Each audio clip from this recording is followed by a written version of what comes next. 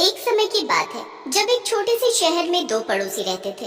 दोनों परिवारों में बहुत अच्छी दोस्ती थी। एक घर में रमेश, रीमा और उनका बेटा राहुल रहता था और दूसरे परिवार में सुरेश, सरिता और उनकी बेटी सेजल रहती थी। राहुल और सेजल बहुत ही अच्छे दोस्त थे और दोनों एक ही स्कूल में पढ़ते थे। एक दिन दोनों का पेपर होता है और दोनों अच्छे से अपना पेपर कर रहे होते हैं। सेजल को सारे सवाल अच्छे से आते हैं और वो पूरे मन से उनको कर रही होती है कि तभी उनकी टीचर वहाँ आ खड़ी होती है और सेजल पर चीटिंग का इल्जाम लगा देती है। मैम, मैंने चीटिंग नहीं की, सच में मैं तो पढ़ कर आई हूँ, मुझे सब आता है, मैंने आज तक कभी चीटिंग नहीं की। अच्छा जी, अगर तुमने ये चीटिंग नहीं की तो ये पैर के पास चिट किसकी है? ये चिट किसकी है? मेरी नहीं है ये, मैं सच बोल रही हूँ मैम, ये मेरी नहीं है। सेजल को पूरी क्लास के सामने टीचर बहुत डांटती है और उसका पेपर भी छीन लेती है। सेजल बहुत रोती है पर टीचर उसकी एक नहीं सुनती। वो सेजल का पेपर कैंसिल कर देती है और सेजल का रो रो कर बुरा हाल हो जाता है। सेजल स्कूल के गेट पर बैठी पागलों की तरह रोती रहती है। जब सबका पेपर खत्म हो जाता है तो वहाँ राहुल आता है। सेजल, ये सब क्या हुआ? तुमने चीटिंग क्यों की?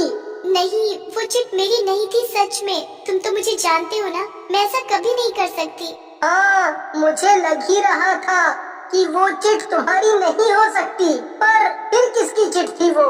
और तुम्हारे पैर के पास कैसे आई? नहीं जानती मैं, बस इतना जानती हूँ कि अब सब बर्बाद हो गया। तुम पहले बिल्कुल चुप हो जाओ और घर चलो। घर? नहीं, मैं क्या बताऊंगी घर पर, बाबूजी तो पहले ही बीमार है।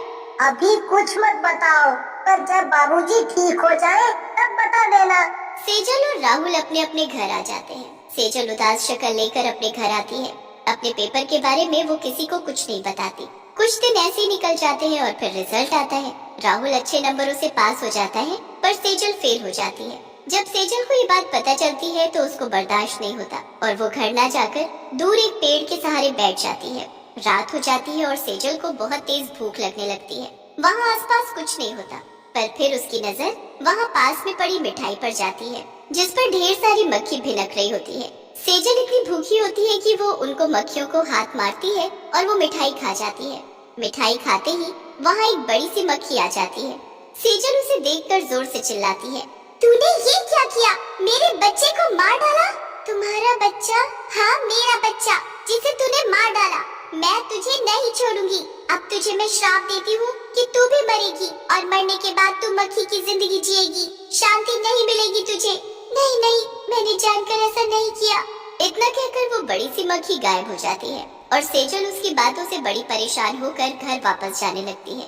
सेजल रोड क्रॉस कर ही रही होती है कि तभी एक ट्रक सामने से आता है और सेजल उस ट्रक के नीचे दबकर मर जाती है। वहाँ आसपास कोई भी सेजल को बचाने वाला नहीं होता और ट्रक वाला भी वहाँ से भाग जाता है। सेजल तड़प तड़प कर मर जाती है। मरने के बाद सेजल के शरीर से उसकी आत्मा बाहर आती है जो एक चुड़ैल मक्खी के रूप में होती है। ये क्या हो गया मेरे साथ? मैं मर नहीं सकती, मैं नहीं मर सकती। चुड़ैल मक्खी अपने मरे हुए शरीर को देखकर चिल्ला ही रही होती है कि तभी उसकी नजर खुद के पंखों पर जाती है। वो अपने आप को हवा में उड़ते देखती है तो उसे पता चलता है कि वो एक चुड़ैल मक्खी बन गई है। ये क्या हो गया? उस मक्खी का श्राप लग गया मुझे। अब मैं क्या करूं? चुड़ैल मक्खी अपने घर जाती है तो वहाँ उसकी माँ और बाबूजी उसके लिए परेशान हो रहे होते हैं। चुड़ैल मक्खी उनके सामने जाती है और आवाज देने लगती है, पर वो इतनी छोटी होती है कि किसी का ध्यान उस पर जाता ही नहीं। उसके बाद वो अपने कमरे की खिड़की पर बैठ जाती है कि सामने वाले घर में उसे राहुल दिखता है। वो बेचारा बड़ा उदास लग रहा होता है। राहुल, इधर देखो, मैं सेजल, तुम्हारी दोस्त। चुड़ैल मक्खी की आवाज राहुल तक नहीं पहुंच पाती। चुड़ैल मक्खी परेशान होकर उड़ती हुई सीधा राहुल के पास जाती है। वो टेबल पर रखी उसकी किताब पर जाकर बैठ जाती है और फिर से राहुल को आवाज देने लगती है, पर राहुल को एक मक्खी के भिनभिनाने के अलावा कोई आवाज नहीं आ रही होती। हटो यहाँ से, मेरी दोस्त एक तो ना जाने कहाँ चली गई। अरे क्या हुआ अगर फेल हो गई तो? कोई ऐसे थोड़ी करता है। जिंदगी में जाने कितनी बार ऐसी परिस्थिति आती है, पर हमें उनसे लड़ना और जीतना है। एक पेपर हमारी जिंदगी नहीं बदल सकता। मैं जानती हूँ राहुल, मैं समझ गई, पर अब मैं क्या करूँ? अब तो कुछ भी नहीं हो सकता। चुड़ैल मक्खी राहुल के आसपास ही भटकती रहती है और उसे सब बताने की कोशिश करती है, पर ना उसे देख पाता है और ना ही वो सुन पाता है। फिर एकदम से राहुल की नजर चुड़ैल मक्खी पर पड़ती है कि तभी एक फोन आता है जिसे सुनकर राहुल दौड़ता हुआ सेजल के घर जाता है। वहाँ जाकर पता चलता है कि सेजल की ट्रक के नीचे आकर मौत हो गई। सबका रो रो कर बुरा हाल हो जाता और सबको यही लगता है कि सेजल ने फेल होने की वजह से खुदकुशी की है। सब बहुत ही दुखी होते हैं। राहुल से तो ये सदमा बर्दाश्त ही नहीं हो रहा होता और वो अपने घर आकर उदास एक कोने में बैठ जाता है। मुझे यकीन नहीं होता कि तुमने खुदकुशी कर ली। अब मैं कैसे अकेले स्कूल जाऊंगा, किसके साथ पढ़ूंगा और किससे अपनी बातें शेयर करूंगा। मैं यही हूँ राहुल, एक बार मेरी तरफ देखो तो। बहुत कोशिश करने पर भी राहुल का ध्यान उस चुड़ैल मक्खी पर नहीं जाता। काफी दिन ऐसे ही निकल जाते हैं पर चुड़ैल मक्खी हार नहीं मानती। जब राहुल इतने दिनों बाद स्कूल जाता है तो चुड़ैल मक्खी भी उसके पीछे पीछे स्कूल चल देती है। वो वहीं राहुल के कंधे पर बैठ जाती है। लंच में जब राहुल क्लास के बाहर जाता है तो चुड़ैल मक्खी भी उसके पीछे पीछे उड़ने लगती है और वहीं एक पत्ते पर बैठ जाती है। वहाँ पर उसकी क्लास की 2 लड़कियाँ शीतल और कविता बातें कर रही होती हैं। शीतल, तूने वैसे ये ठीक नहीं किया, अपनी चिट सेजल के पास फेंक कर। देखो वो फेल हो गई और उसने आत्महत्या कर ली। मैंने तो नहीं बोला ना उसको मरने को, वो खुद मरी तो मैं क्या करूँ। और मैं बस उसको सबक सिखाना चाहती थी, इसलिए वो चिट फेंक कर उसको फंसाया।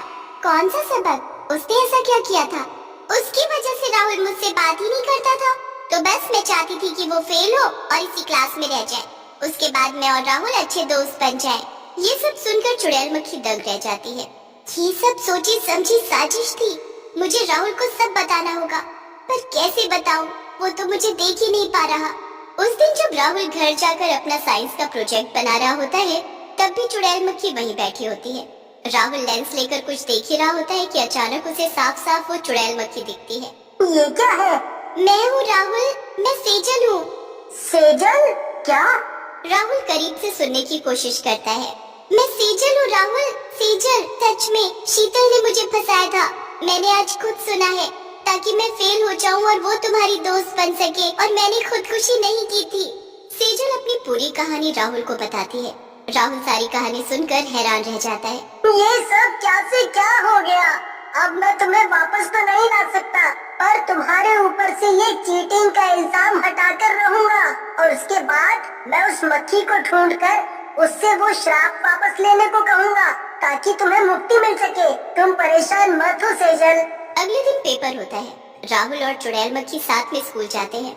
चुड़ैल मक्खी शीतल से अपना बदला लेने को तैयार रहती है। वो एक चिट को खिसका खिसका कर शीतल तक पहुंचा देती है और बस टीचर वो चिट देख लेती है। उसके साथ भी बिल्कुल वही होता है जो सेजल के साथ हुआ था। छुट्टी के वक्त राहुल शीतल के पास जाता है। रो क्यों रही हो शीतल? अब इसकी आदत डाल लो, क्योंकि जिसके साथ तुमने ये किया वो वापस आ गई है अपना बदला लेने। ये तुम क्या बकवास कर रहे हो? अच्छा, यकीन नहीं होता तो ये देख लो। शीतल राहुल के हाथ पर चुड़ैल मक्खी को देखकर दंग रह जाती है। डरो मत, ये सेजल ही है जिसका ये हाल तुम्हारी वजह से हुआ है। अब ये तुम्हें नहीं छोड़ेगी। नहीं, मुझे माफ कर दो सेजल, ऐसा मत करना। अगर तुम चाहती हो कि सेजल तुम्हें माफ करे तो कल सबके सामने तुमको सबको सच बताना होगा, समझी? मैं बता दूंगी, सच में बता दूंगी, पर मुझे कुछ मत करना प्लीज। अगले दिन शीतल सबके सामने सब सच सच बता देती है। चुड़ैल मक्खी सुनकर बड़ी खुश होती है कि उसके ऊपर से चीटिंग का आरोप हट गया। उसके बाद राहुल उसी जगह जाता है जहाँ बड़ी मक्खी रहती है। वहाँ जाकर वो बड़ी मक्खी को आवाज देता है। आवाज सुनकर बड़ी मक्खी बाहर आती है। कौन हो तुम? यहाँ क्या कर रहे हो? मैं उस लड़की का दोस्त हूँ जिसे आपने श्राप दिया था। ये देखो, ये मेरे साथी है और बेचारी बहुत मुसीबत झेल रही है। मरने से पहले भी बेचारी ने बहुत कुछ सहा और आज मरने के बाद भी बिना गलती सब सह रही है। इसको इसकी सजा मिल रही है। इसने मेरे बच्चों को मार डाला। इसने जानबूझकर नहीं किया, बेचारी बहुत भूखी थी और बस वो गलती से हुआ। बड़ी मक्खी राहुल और चुड़ैल मक्खी की एक नहीं सुनती, पर फिर राहुल उसे शुरू से सारी कहानी सुनाता है। सेजल की कहानी सुनकर बड़ी मक्खी को उस पर दया आ जाती है और वो अपना श्राप वापस ले लेती है। मैं अपना श्राप वापस लेती हूँ, तुमको अब मुक्ति मिल जाएगी। बड़ी मक्खी के श्राप वापस लेते ही चुड़ैल मक्खी गायब हो जाती है और उसके पंख राहुल के हाथ पर रह जाते हैं। राहुल को उसके लिए खुशी और दुख दोनों एक साथ होता है। वो उन दोनों पंखों को लेकर उसके घर जाता है और उसके माता पिता को पूरी बात बताता है। उसके बाद वो एक पंख उसकी माँ को दे देता है और एक पंख हमेशा अपने पास रखता है।